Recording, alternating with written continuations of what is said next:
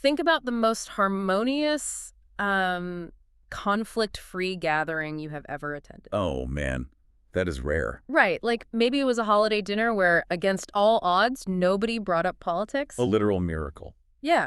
Or a weekend away with friends where every single person was perfectly in sync. You were laughing at the same jokes, anticipating each other's needs. Just zero friction. But even in those rare, beautiful moments, there is a ceiling, you know? Yeah, I mean, eventually someone gets tired, Someone misinterprets a passing comment. the food gets cold. Or just the traffic on the way home is terrible. The friction of human logistics always brings the mood back down to earth. It really does.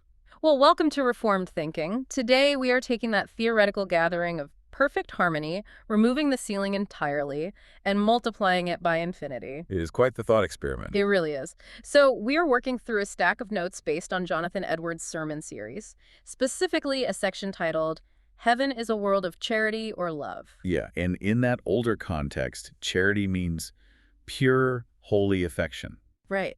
And he paints a picture of a society defined by absolute, unhindered affection. It is a functioning, dynamic civilization. Every single friction point of human existence has been completely eradicated. Which is wild to think about, because when you look at modern ideas of the afterlife, they tend to fall into two very distinct yet equally unsatisfying categories. Yeah, they're either incredibly vague, like, a nebulous floating existence on clouds with harps. Which sounds incredibly boring. Right.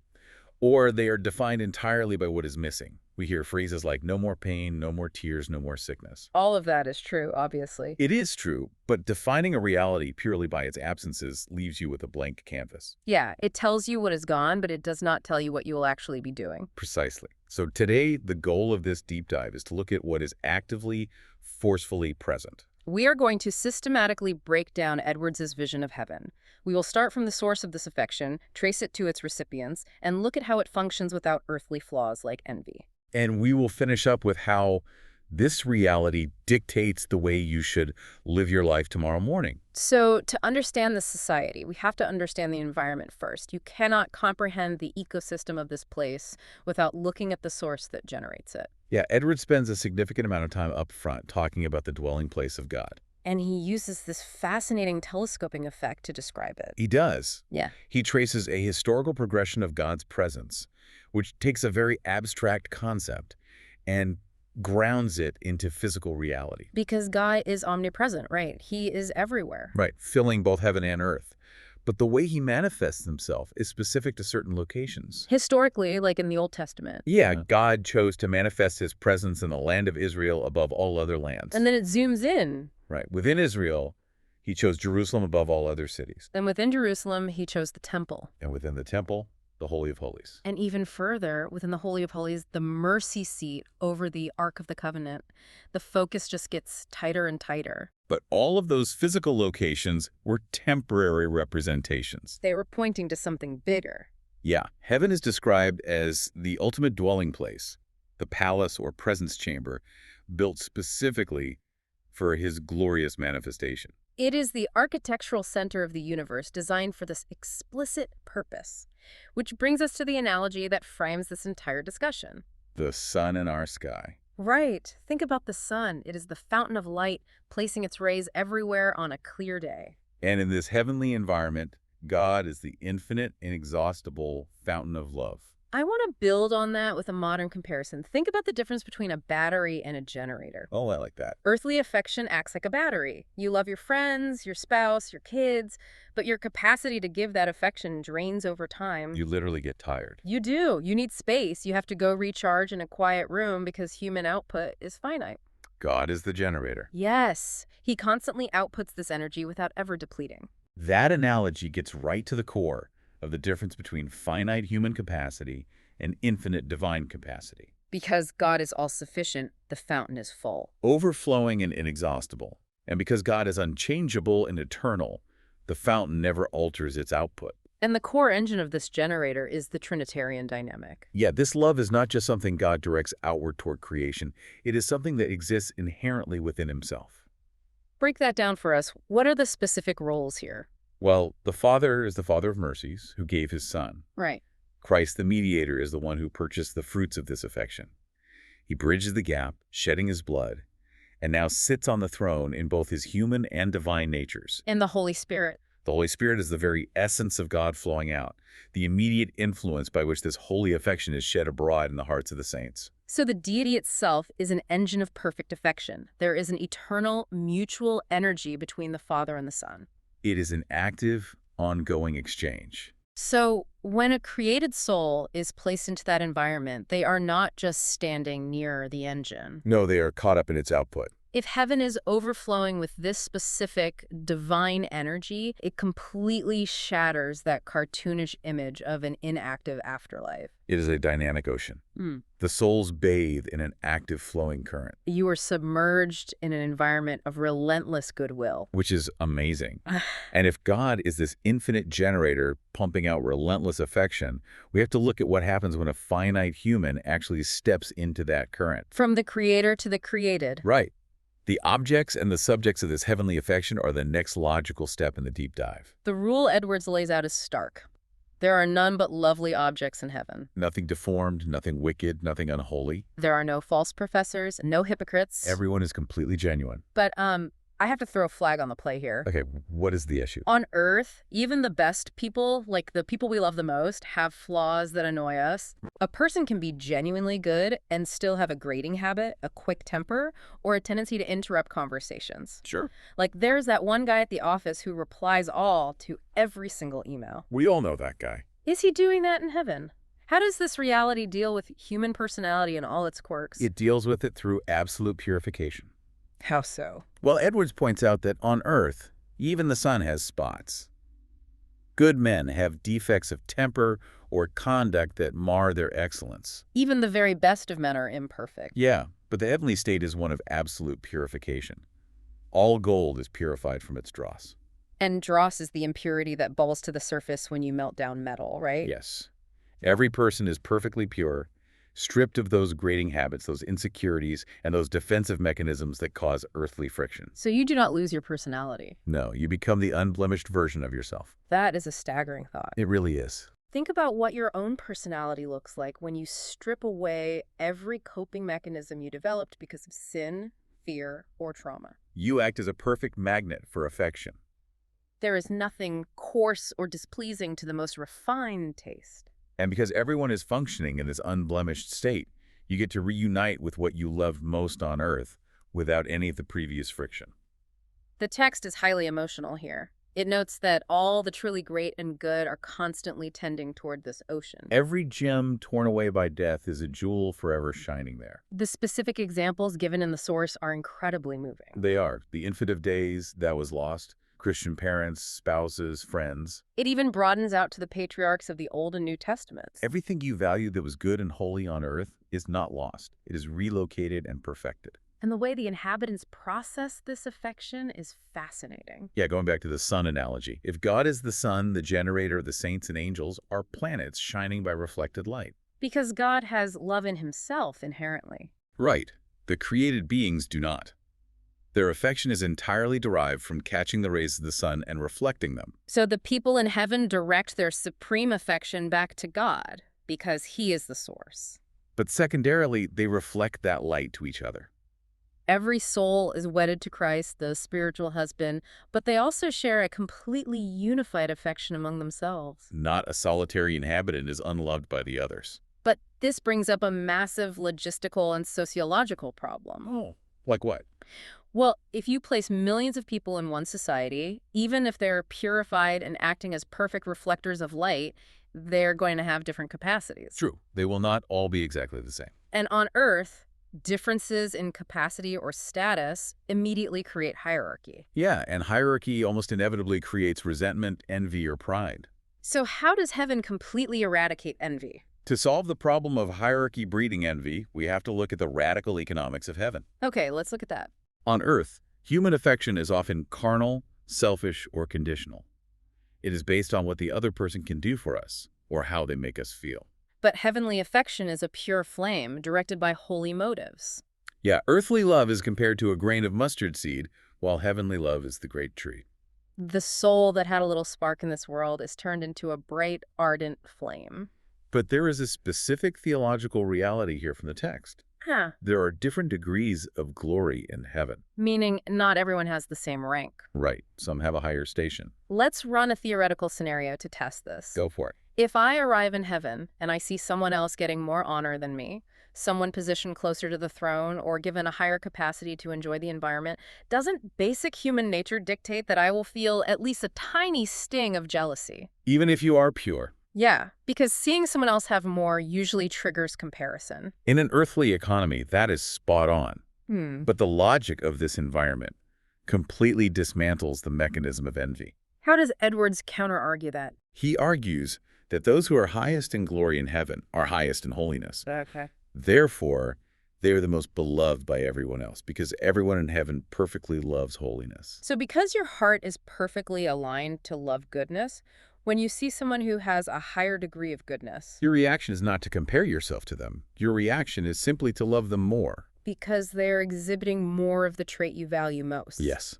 that flips the entire earthly social pyramid upside down. But what about the people at the top? Do those higher in glory become arrogant? Human history proves that power and status breed pride. That is where the genius of this structure shines. Superior holiness equals superior humility. Wow. Those at the highest stations have the clearest, largest capacity to see God's infinite perfection. And the more you see of God's infinite magnitude, the more acutely aware you become of your own comparative littleness. Therefore, the greatest in heaven are simultaneously the most abased in humbleness of mind. So pride is mathematically impossible. Totally impossible. And the lower you are, the more you are loved by those above you, because their higher capacity means they have a greater volume of affection to give you. There is a phrase used to describe this dynamic. The prosperity of a beloved person is the food of love.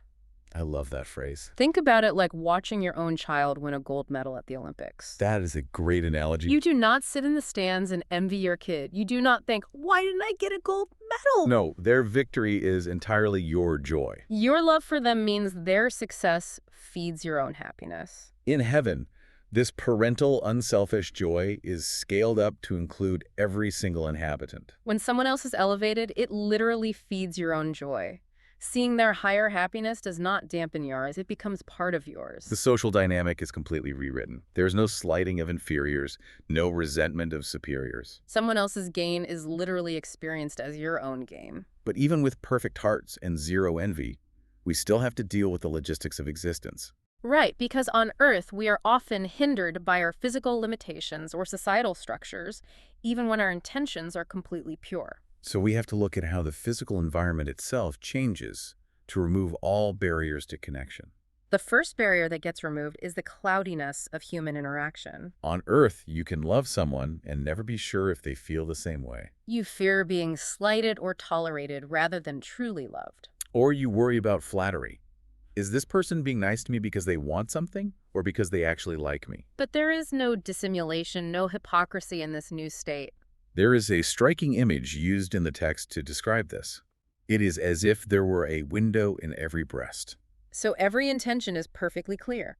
Think about the psychology of that for a moment. Mm-hmm. On Earth, absolute transparency would be terrifying. It would be a nightmare. We hide our thoughts because our thoughts are often selfish, petty, or judgmental. We need privacy to protect ourselves and others. But if the dross has been completely buried away, and your thoughts are only filled with pure goodwill, the need for privacy vanishes. The window in every breast is not a violation of privacy.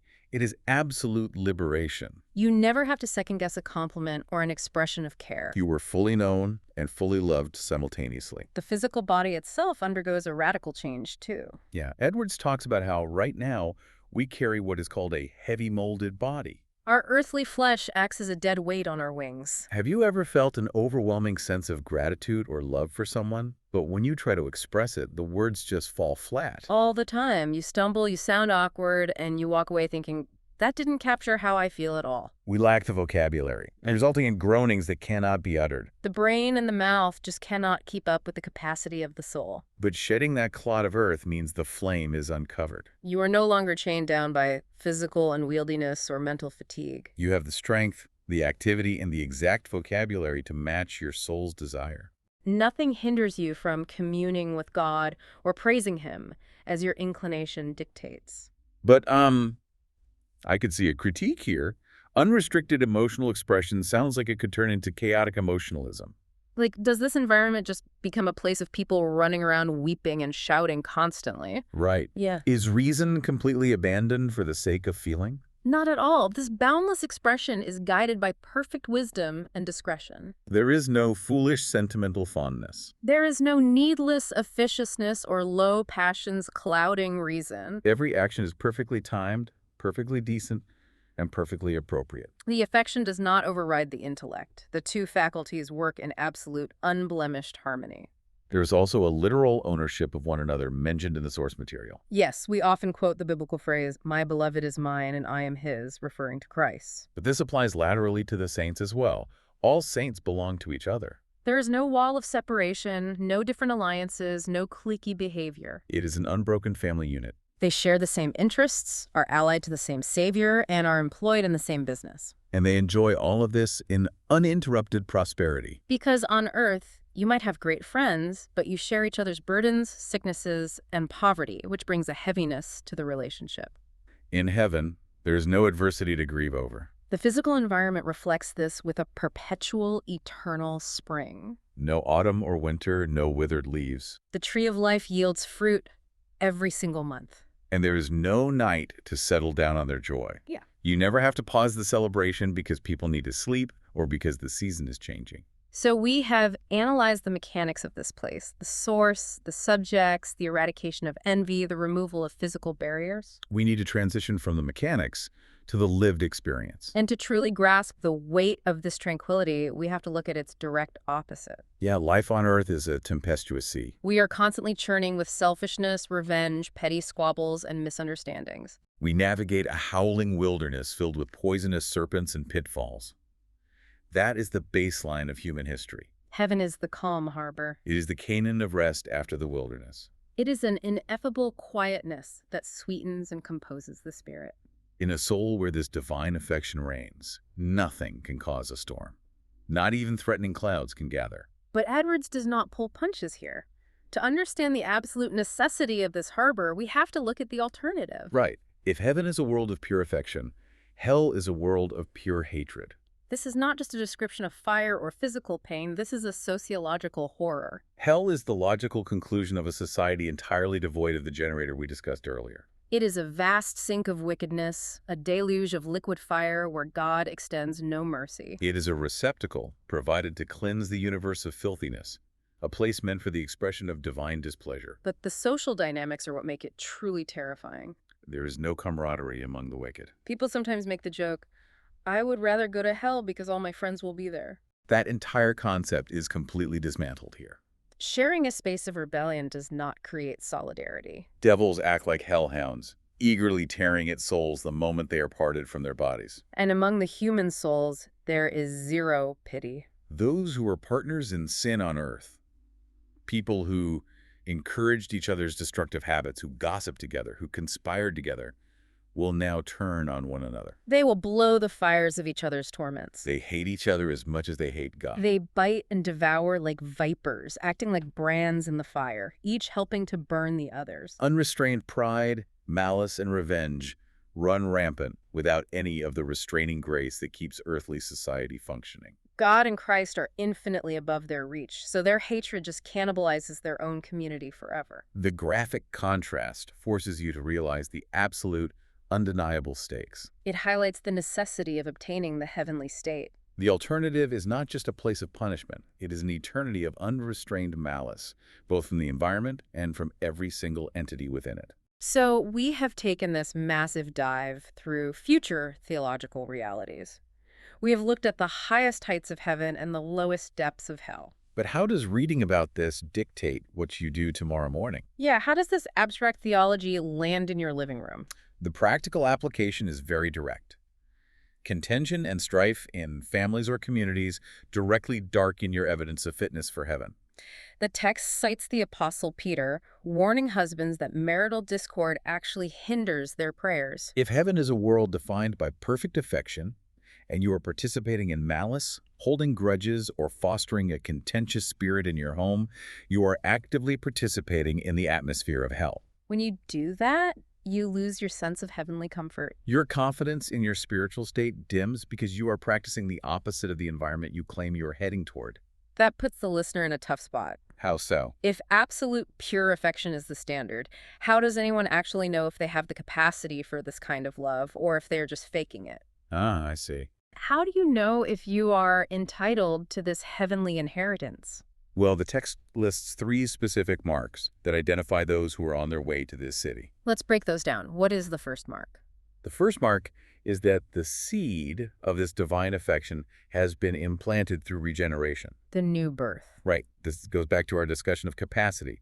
Natural fleshly principles cannot manufacture this kind of holy affection. You cannot just try harder to be perfectly loving. No, it requires a glorious work of the Spirit of God to take a spark from that heavenly world and implant it in the earthly soul. The mechanism of the human heart has to be fundamentally rewired by an outside force to even tolerate a purely holy environment. It changes your disposition from earthly to heavenly. Okay, what is the second mark? The second mark is that you have freely chosen this specific type of holy happiness above all earthly goods. Meaning you are not just yielding to it because of a rational argument or a fear of punishment. Right. You have tasted a tiny bit of this holy, humble affection, and your appetite has shifted. You want it more than wealth, status, or any earthly comfort. And the third mark is the most practical day-to-day metric. Yeah. You are constantly struggling after holiness. In heart and life, in principle and practice, you are fighting for it. I want to zero in on that word struggle. Yeah, let's talk about that. Sometimes people think that if they were truly on the right path, following God would be effortless. But the struggle is the proof. Think of an analogy, like a plant pushing its way through concrete. Okay. If you are driving to work tomorrow and you feel a flash of road rage, but then you immediately feel guilt and push back against that rage, that friction isn't the sign you are failing. That friction is the plant hitting the concrete. Exactly. Yeah. That is right. It is proof you are alive. The very fact that you feel resistance against your own sin, the fact that you hate your own moments of malice or selfishness, proves that the heavenly seed is implanted and pushing upward. If you were spiritually dead, you would not feel the struggle. You would just go with the flow of the concrete. Love is a holy fire pent up inside, and its struggling is a fight for liberty. So, based on those marks, Edwards outlines 5 actionable directions for the listener to seek this world. 5 directions. Let's go through them. First, take your heart off worldly wealth and vainglory. Do not indulge in earthly things as though they are meant to satisfy your soul. They are tools for the trick, not the destination. Second, converse daily with heavenly objects through meditation. Turn the stream of your thoughts toward that world. If you want to end up there, you have to familiarize yourself with its atmosphere now through prayer and contemplation. You cannot expect to thrive in an environment you never think about. Third, be content to face difficulties on the upward ascent. The city is on a high hill. The path is arduous. Flesh and blood want to go downward because it is easier, but you have to be willing to undergo the labor. The higher you ascend, the clearer the prospect becomes. Fourth, fix your eyes on Jesus as the forerunner and intercessor. Look at his example of patient endurance. Trust in his atonement, knowing he has entered the holiest of all as your representative. He already cleared the path. Fifth, and most immediate, live a life of active charity toward God and men right now. This is how you get a foretaste of that future joy. By living in love in this world, you actually open the windows of heaven to let its light shine in upon your soul today. It provides the evidence of your fitness for that blessed world. If you want to understand the acoustics of heaven, you have to start singing the song now, even if your voice cracks. That is a great way to put it. Synthesizing this entire vision, we are given a comprehensive blueprint of a society where every friction point of human existence is removed. The source is an infinite generator. The citizens are purified reflectors. The social hierarchy breeds humility instead of envy. The physical barriers are stripped away. It is replaced by an infinitely expanding capacity to give and receive pure affection, creating an eternal harbor of rest. As we close, I want to leave you with a final thought to ponder, building entirely on the concept of the saints as planets shining by reflected light. Okay, lay it on us. If heavenly interaction is essentially reflecting the light of others, to what extent are our frustrating, difficult earthly relationships the very practice mirrors we use to catch our first faint glimmers of that eternal sun? Oh, wow. Does running away from difficult people on Earth actually stunt your capacity to reflect light in heaven? That is a heavy question. It is a question worth sitting with. Thank you for joining us on this deep dive. Keep your eyes fixed upward, keep fighting for that holy affection, and we will catch you next time on Reformed Thinking.